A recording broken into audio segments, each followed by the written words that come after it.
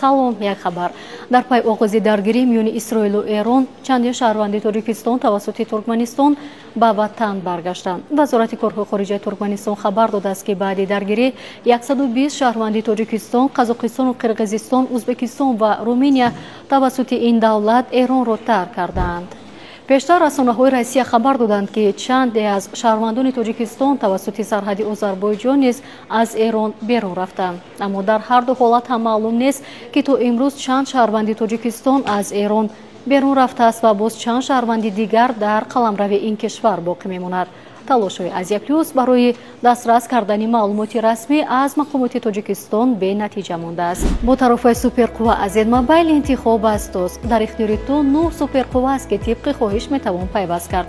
Гигабайтҳо, дақиқаҳо, паёмакҳо ва ҳатто обуна ба Азия ТВ. Тарофаро бо хости худ бисоз, суперқувваро пайваст кун.